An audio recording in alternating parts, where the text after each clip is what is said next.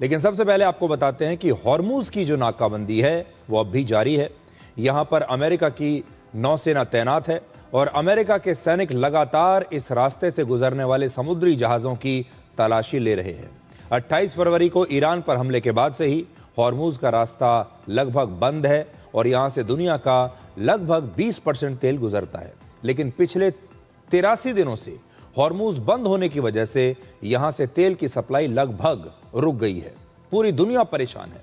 युद्ध से पहले भारत का लगभग 55% तेल इसी रास्ते से आता था, लेकिन इस समय भारत का लगभग 70% तेल पूरी दुनिया के 40 अलग अलग देशों से आ रहा है। देखिए हमने कैसे इतनी तेजी से अपनी रणनीति बदली है और अब हम 70% जो तेल है वो हम एक देश से नहीं, किसी एक देश पर आश्रित नहीं है, बल्कि बहुत सारे दुनिया के 40 देशों से हम तेल खरीद रहे हैं। और यही कारण है कि आप सब आज भी जब चाहे जैसे चाहे अपनी गाड़ियों के जरिए अपने काम पर जा पा रहे हैं। इस बीच भारत के लिए तेल की सप्लाई का एक नया रास्ता खुला है और यह रास्ता है वेनेजुएला का। लेकिन सबसे पहले आप हॉर्मूज से आई अमेरिकी नौसेना की ये तस्वीरें देखिए, जिससे आपको यह पता चलेगा कि हॉर्मूज की नाकाबंदी जो है वो अब भी कैसे जारी है।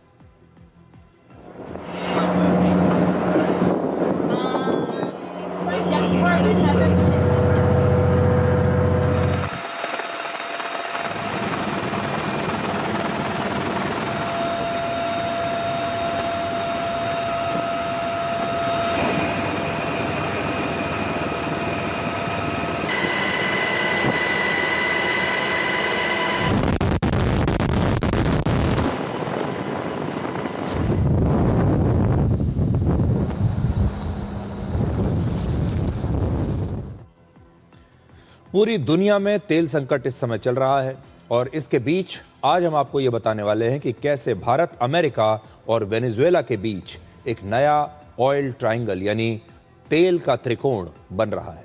आज की सबसे बड़ी खबर यही है आपके लिए कि अमेरिका ने यह कहा है कि भारत को अब जितना भी तेल चाहिए उतना तेल अमेरिका हमें देने को तैयार है। इसके अलावा इसी महीने वेनेजुएला भारत का तीसरा सबसे बड़ा कच्चे तेल का सप्लायर बन गया है। अब अमेरिका ने भारत की तेल की कमी को पूरा करने के लिए सबसे बड़ा ऑफर भारत को दिया है। अमेरिका के विदेश मंत्री मार्को रूबियो 23 मई से 3 दिनों के लिए भारत आ रहे हैं, लेकिन इससे पहले उन्होंने 2 बहुत बड़ी बातें कही हैं। पहली बात, भारत को जितना भी तेल चाहिए अमेरिका देने को तैयार है, और दूसरा, वेनेजुएला की अंतरिम राष्ट्रपति डेल्सी रोड्रिग्स भी अगले हफ्ते भारत आ सकती हैं ताकि तेल सप्लाई को लेकर भारत और वेनेजुएला के बीच बातचीत हो सके। और अमेरिका चाहता है कि ये दोनों देश मिलें और बात करें। आगे बढ़ने से पहले आप देखिए कि अमेरिका के विदेश मंत्री मार्को रूबियो ने ये महत्वपूर्ण जो बयान दिया है, इसमें उन्होंने क्या कहा। We also think there's opportunities with Venezuelan oil. In fact, it's my understanding that the interim president of Venezuela will be traveling to India next week as well. So there's opportunities. There's a lot to work on with India. They're a great ally, a great partner. We do a lot of good work with them. And so it is an important trip. I'm glad we're able to do it because I think there'll be a lot for us to talk about. तो Marco Rubio अब 3 दिनों के लिए भारत आ रहे हैं, लेकिन भारत पहुंचने से पहले जो इन्होंने ये बयान दिया है, इसमें 3 बहुत बड़े जियोपॉलिटिकल सिग्नल्स छिपे हुए हैं।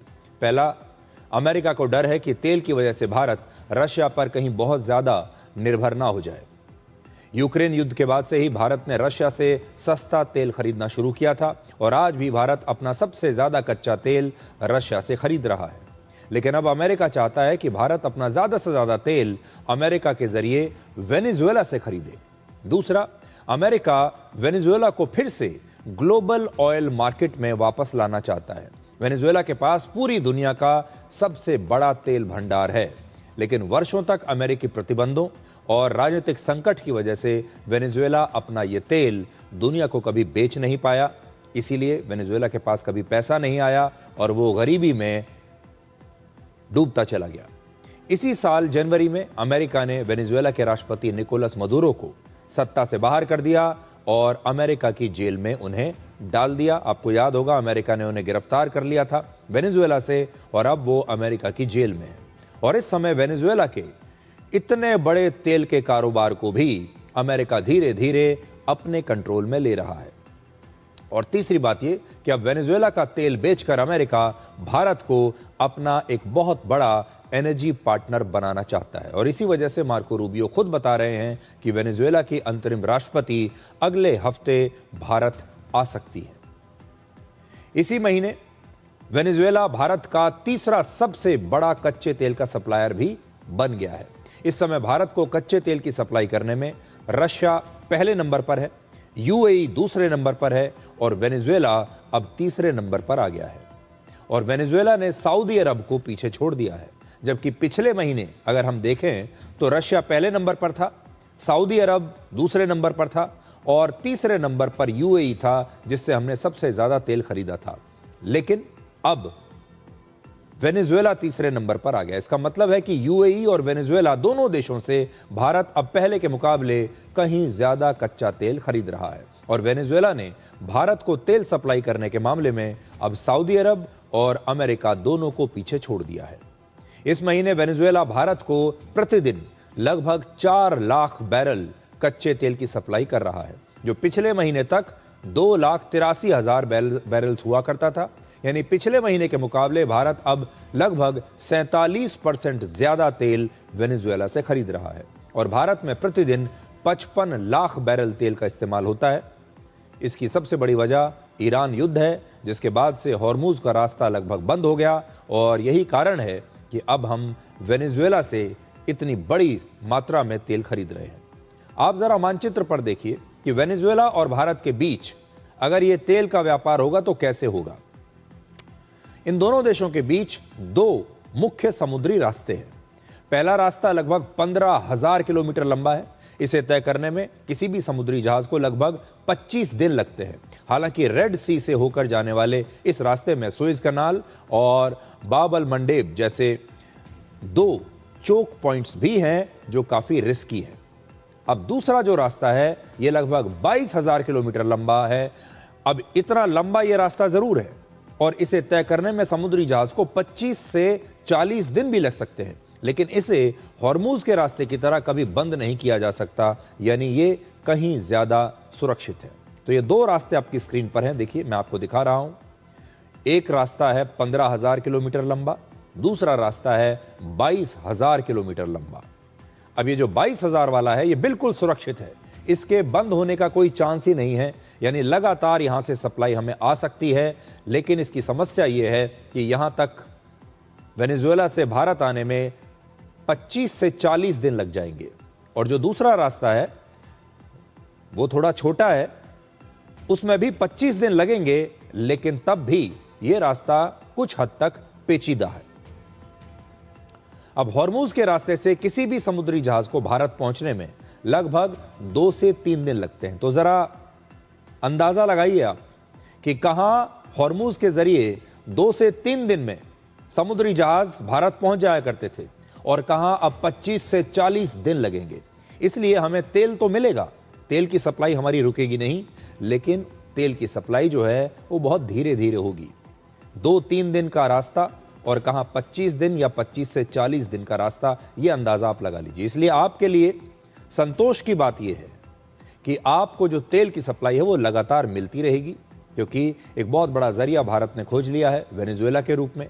लेकिन यह तेल धीरे धीरे आएगा। अब आपको बताते हैं कि भारत वेनेजुएला से इतना ज्यादा तेल खरीद क्यों रहा है। तो इसकी सबसे बड़ी वजह यह है कि इस समय वेनेजुएला का कच्चा तेल दुनिया के कई दूसरे देशों से मिलने वाले तेल के मुकाबले बहुत सस्ता है। ईरान युद्ध के बाद से पूरी दुनिया में कच्चे तेल के दाम $70 प्रति बैरल से बढ़कर $105 प्रति बैरल के आसपास हो चुके हैं।